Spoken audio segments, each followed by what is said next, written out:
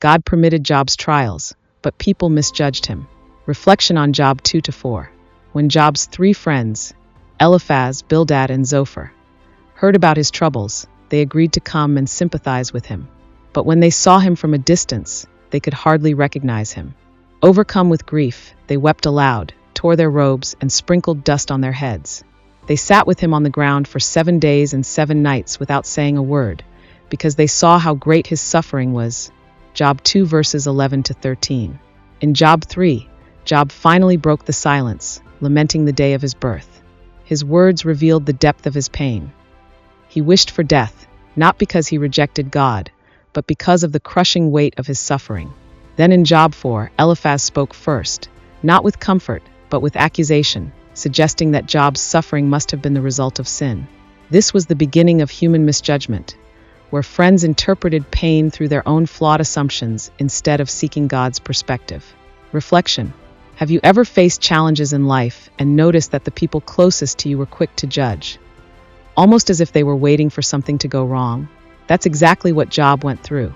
Job was attacked by the enemy, not by chance, but because God allowed it. One of the lessons from his story is this: trials that come to the children of God never happen without God's permission. God has promised that those who love him will be protected and that all things will work together for their good. He does not go back on his word. In Job's case, the enemy could only attack because God permitted it. That's why our part is to keep walking faithfully with God while trusting him to do his part.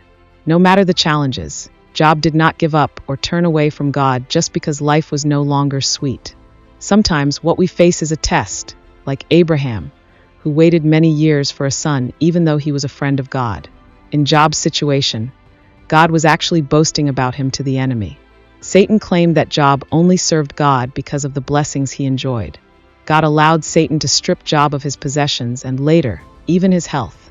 Yet Job remained faithful. 2 key lessons from Job's story, Job 2-4. 1. Any bad thing that happens to a child of God walking in his will is allowed by God for a purpose. The enemy does not have free access to our lives. If something happens, God has permitted it, and he will use it for his glory. 2. Challenges often expose people's true opinions of you. When trouble comes, some friends may quickly judge you, claiming you brought it on yourself. Job's friends accused him of sin. To watch the full video, press the small play button on the right below or link in description. Thank you, and please do not forget to like and subscribe.